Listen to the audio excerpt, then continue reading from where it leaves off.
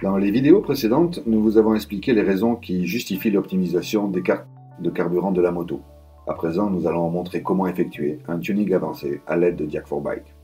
Le tuning avancé est la méthode la plus simple pour effectuer les principales optimisations des cartes de carburant. Dans la plupart des cas, il suffit de l'optimisation des motos avec l'échappement ouvert et filtre d'admission. Il s'agit d'un choix simple de la calibration souhaitée dans la base de données Jack4Tune, de sa modification si besoin, et ainsi de son enregistrement dans l'unité de contrôle de la moto. Pour les motos présentant de plus importantes adaptations, comme par exemple un changement de la synchronisation des soupapes et autres, nous utilisons le tuning avancé et en tant que première étape pour l'optimisation des cartes. Ensuite, il est nécessaire d'effectuer la mesure des cartes VE réelles à l'aide d'un banc d'essai ou d'un road test, c'est-à-dire effectuer un tuning professionnel. Pour effectuer un tuning avancé, vous n'avez besoin que du diagnostic Jack4Bike et de la clé de tuning dongle. Cette clé sert de licence au tuning de la moto et parallèlement de stockage de la calibration originelle, y compris des ECM du début du tuning. Le programme Jack4Tune fait partie du programme Jack4Bike. Il est compatible avec toutes les motos Harley-Davidson depuis l'année de fabrication en 2006, avec unité de commande d'injection Delphi. Les nouveaux modèles, au fil des ans, sont régulièrement complétés.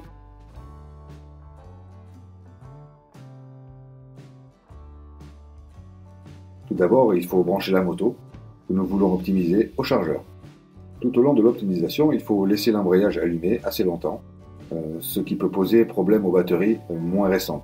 Si la moto est branchée au chargeur, vous êtes sûr que le transfert de données ne sera pas soudainement interrompu. La moto doit être en excellent état technique. Nous recommandons de contrôler le bon fonctionnement des bougies, l'embrayage et de nettoyer les filtres d'admission. Vérifiez qu'aucun autre équipement de tuning n'est installé sur la moto. Il est souvent branché au connecteur de diagnostic ou même directement dans le câblage. Ce genre d'équipement crée souvent des problèmes au niveau de la communication, mais surtout, il continuerait d'enrichir la moto déjà modifiée, ce qui induirait un mélange trop riche et des problèmes que cela entraîne. Ensuite, branchons le câble de diagnostic au connecteur de diagnostic de la moto. Pour faire fonctionner le programme correctement, l'ordinateur a besoin d'une connexion Internet stable. Mettez en marche le programme Jack4Bike. Choisissez la marque Harley-Davidson et l'option Tuning. Après le lancement du programme de tuning Jack4Tune, il faut valider les messages d'avertissement suivants. L'utilisation d'une moto modifiée à l'aide de Jack4Tune est limitée aux motos destinées uniquement à des utilisations sportives. L'utilisation d'une moto modifiée à l'aide de Jack4Tune dans un trafic routier standard doit respecter les réglementations en vigueur sur le lieu d'utilisation. Les opérations proposées par Jack4Tune ne sont pas autorisées pour les motos utilisées sur le territoire des États-Unis d'Amérique. Jack4Tune offre des fonctions qui sont destinées uniquement à des techniciens de réparation formés et expérimentés. L'utilisation de ces fonctions exige une connaissance des structures des cartes du modèle de moto donné.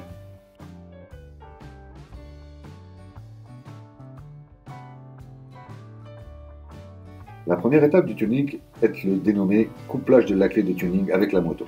Branchez la nouvelle clé de tuning dans le port USB de l'ordinateur. Si vous voulez vérifier que la clé n'est pas déjà utilisée, l'état de cette dernière s'affiche dans le coin droit inférieur du programme. Une nouvelle clé est toujours en état unpaired. Après avoir cliqué sur l'icône Pairing and Backup, la calibration originelle de la moto s'enregistre dans la clé de tuning et dans l'ordinateur. Il faut attendre le message indiquant le succès du couplage. Si un modèle donné de moto n'est pas compatible, ou s'il a déjà été modifié par un autre équipement de tuning, qui aurait entraîné un verrouillage de l'unité de contrôle empêchant une réécriture, le programme vous en informera et le couplage de la clé de tuning ne s'effectuera pas. Vous pourrez ainsi l'utiliser pour une autre moto. Lorsque le couplage est effectué, l'icône Pairing and Backup se transforme en une icône restaurée. En cas de besoin, il est donc possible n'importe quand, en un clic, de restaurer la calibration originelle de la moto. Vous avez donc la certitude d'avoir une issue de secours en cas de problème et de pouvoir restaurer l'état originel de la moto. Après avoir choisi l'option Advanced Tuning, la fenêtre de choix de la calibration voulue apparaît. Il est tout d'abord nécessaire de choisir le modèle de la moto dans lequel vous voulez entrer la nouvelle calibration. Pour ce faire, la méthode la plus simple est de cliquer sur l'icône Read VIN from Dongle. Le programme lit le numéro VIN de la moto à partir de la clé de tuning couplée. Les autres méthodes pour choisir le modèle de la moto souhaitée sont entrer le VIN manuellement, lire le numéro VIN directement sur la moto ou encore choisir la moto d'après l'année du modèle, le groupe et le modèle. Dès que le modèle de la moto est choisi, la liste des calibrations disponibles pour le modèle en question apparaît. Les calibrations en noir, dont le nom commence par un A, comme par exemple Axia, sont des calibrations originelles de la base de données Diag Fortune.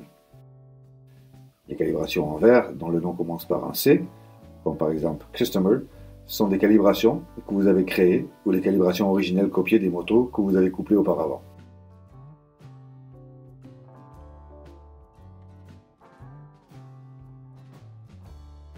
Maintenant, il faut choisir la calibration en fonction des modifications de la moto que vous voulez modifier. Les calibrations Axia sont divisées en plusieurs groupes principaux en levels. La carte Level 0 correspond à la carte originelle Harley-Davidson et ne contient aucune modification. On peut utiliser cette carte si l'on veut, pour quelque raison que ce soit, établir un nouvel état initial de la moto ou si l'on veut comparer à une autre calibration que celle d'origine. Mappa Level 0+, n'est disponible que pour les motos Milwaukee 8. Elle est destinée à des motos sans modification. La carte contient une carte AFR dynamique qui améliore le confort de conduite. La carte Level 0.5 n'est disponible que pour les moteurs Evolution et les motos Sporter. Ces motos sont très sensibles aux moindres changements par rapport à l'état originel. C'est pourquoi il a fallu davantage échelonner les cartes. La carte Level 0.5 est destinée aux motos avec filtre d'admission ouvert et un échappement originel. La carte Level 1 est destinée à toutes les motos avec filtre d'admission ouvert ou avec un échappement ouvert. La carte Level 1.5, de son côté, n'est disponible pour les moteurs Evolution. Elle correspond à la zone avec l'admission ouverte et un pot d'échappement en partie ouvert. La carte Level 2 est destinée à toutes les motos avec filtre d'admission ouvert et avec un échappement ouvert. La carte Level 3 est destinée à toutes les motos avec filtre d'admission ouvert, avec un échappement ouvert et une synchronisation modifiée des soupapes, c'est-à-dire avec des cams pointus. Ces cams sont comparables aux cartes Screaming Eagle Stage 2. Le nom des cams auxquels la carte est destinée est indiqué dans le nom de la calibration. Les cartes Level 4, qui sont destinées aux motos équipées de kit Screaming Eagle Stage 3 ou 4, ne font pas partie de la base de données Diag Fortune. Si vous avez besoin d'une calibration pour une moto avec des modifications en question, il vous faut envoyer un email avec le VIN de la moto et le numéro de Screaming Eagle à help@diag4bike.eu. Les collaborateurs d'Axia 6Z prépareront pour vous la calibration et vous l'enverront par email. Si certaines calibrations contiennent la lettre C après leur numéro, par exemple Level 2C, cela signifie que la carte est destinée à une moto équipée d'un catalyseur de gaz d'échappement. De même, pour certaines motos, vous avez le choix entre des cartes avec des motos et avec ou sans son lambda. Et pour certains modèles Touring, des cartes précisément adaptées à des échappements de différents fabricants sont disponibles.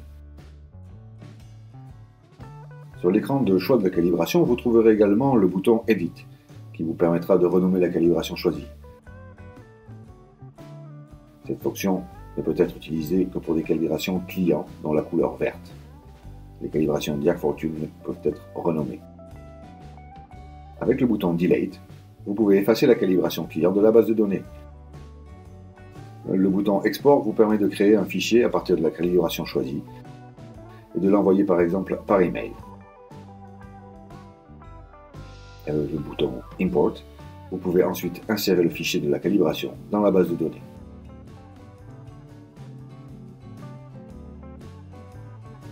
En cliquant sur le bouton In, la page internet du site Diag4bike apparaît. On y décrit les modèles compatibles et le niveau des cartes. Après avoir choisi la calibration souhaitée, ouvrez-la à l'aide de la flèche vers la droite dans le coin inférieur droit de l'écran. À présent, la calibration pour le modèle de moto choisi est prête. Et si vous ne voulez pas la modifier, il suffit de l'enregistrer dans la moto à l'aide du bouton Store pour déterminer le tuning.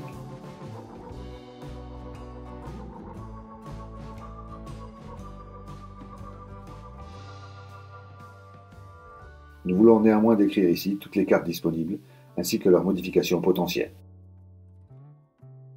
La première carte est la carte AFR. Si vous avez choisi la carte Level 0 ou plus, elle devient automatiquement dynamique. Nous avons expliqué les raisons de ce phénomène dans la vidéo précédente. Au cas où vous voudriez effectuer du changement, il vous faut sélectionner la zone concernée avec la souris et corriger les valeurs avec un clic droit. La modification de la carte AFR est surtout utilisée lorsque la moto présente des explosions dans l'échappement lors de la décélération. Si on arrive à déterminer le tour approximatif pendant lequel les détonations ont lieu, il suffit ensuite de diminuer la valeur AFR dans cette zone de 5 à moins 15%. On arrive ainsi à une augmentation correspondante à la quantité de carburant et d'émissions des détonations liées à un mélange pauvre. Les autres cartes sont les cartes VE pour le cylindre avant et arrière. Les cartes sont déjà paramétrées selon la configuration choisie de la moto. Il est également possible de modifier les cartes. Mais comme nous l'avons expliqué dans la vidéo précédente, la seule méthode correcte pour obtenir de bonnes valeurs des cartes VE consiste à mesurer la moto soumise à une charge. Les cartes de l'avance de l'injection pour le cylindre avant-arrière sont également modifiables. Néanmoins, ceci n'est recommandé qu'à un opérateur très expérimenté. Pour les motos munies d'un moteur Milwaukee 8, vous trouverez la carte Idle RPM.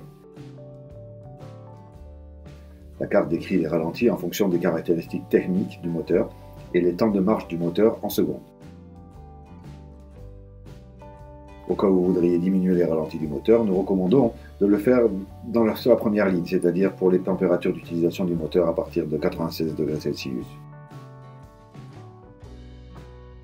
Nous avons aussi la carte Acceleration Enrichment, c'est-à-dire pour l'enrichissement dynamique. Selon notre expérience, il est possible d'effectuer une augmentation de 5 à 10% des paramètres de l'enrichissement dynamique du mélange. La carte Throttle Position Control est destinée au réglage du contrôle dynamique des boîtiers papillons à commande électronique. Il est présent surtout sur le modèle Touring de 2008 à 2016. La carte originale présente une limitation significative pour le lien entre la position de la poignée et la position du boîtier papillon au ralenti. Il s'agit sans doute d'une certaine protection de l'embrayage et du boîtier de vitesse. Si vous avez choisi la carte de Level 0 Plus et Plus, cette carte est déjà réglée pour une accélération plus agressive. Dans les tableaux Constants, vous pouvez changer le nom de la calibration, augmenter ou diminuer la limite des tours, et corriger le volume du moteur en CCM. Au cas où vous avez installé sur la moto un injecteur avec un débit plus important, il faut entrer la nouvelle valeur dans la ligne Injector Size. Pour les motos ou les moteurs M8, vous trouverez ici également la possibilité de régler les limitations de vitesse. Les cartes Schwankel Fuel et EAC Step Crank to Run déterminent l'enrichissement du mélange carburant pour un démarrage du moteur. La première carte détermine l'augmentation de la quantité de carburant et la deuxième détermine la quantité d'air. En cas de problème avec le démarrage du moteur, il est recommandé d'augmenter de manière groupée la carte Cracking Fuel de 5% et la carte EAC Step Crank to Run de 5 pas.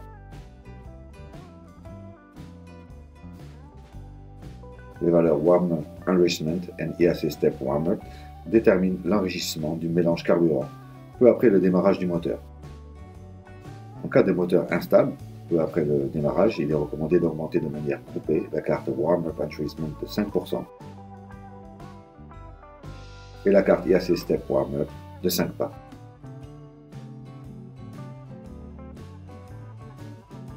Enfin, nous voudrions décrire les boutons de la partie inférieure de l'écran. Avec le bouton Print, il est possible d'imprimer des cartes sous format PDF. Le programme permet de sélectionner précisément les cartes que vous voulez imprimer.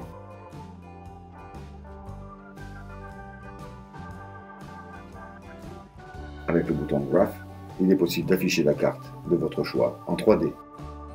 En cliquant sur le bouton Save, vous enregistrez la calibration sur votre ordinateur. Il faut entrer un nom propre et une description de la nouvelle calibration. Le bouton Store sert à enregistrer la calibration dans la moto. Avec le bouton Compare, vous pouvez comparer la calibration de votre choix avec une autre. Cette fonction est utile par exemple lorsque nous voulons montrer à notre client de quelle manière l'optimisation des cartes nous a permis d'augmenter les cartes VE, avec elles la performance de la moto dans son ensemble. Lorsque l'on compare deux cartes, 3 nouvelles cartes s'affichent, tout à droite. La carte VE Engine Base, Theoretical, indique les valeurs moyennes des deux cartes VE de la calibration voulue. La carte VE Engine Compared, Theoretical, compare les valeurs moyennes des deux cartes VE avec la valeur de la calibration choisie pour la comparaison. La carte VE Engine Delta indique le changement des deux cartes VE par rapport aux valeurs des cartes VE de la calibration choisie pour la comparaison. C'est cette carte qui permet de mieux exprimer l'augmentation des caractéristiques de performance du moteur dans son ensemble, sous tous les régimes. Il est parfois conseillé de sauvegarder toutes les bases de données de vos calibrations. Dans le menu principal de Jack Fortune, il faut ouvrir les paramètres et cliquer sur l'icône Backup. Le programme compresse toutes les bases de données dans un fichier que vous pouvez ensuite enregistrer sur votre propre clé USB. La restauration de la base de données s'effectue en appuyant sur le bouton Restore. Sur la clé de tuning, vous pouvez, pour éviter les confusions, écrire le numéro d'immatriculation de la moto couplée et la donner au client. Il est possible d'utiliser plusieurs fois la clé de tuning pour la modification des cartes d'une moto donnée.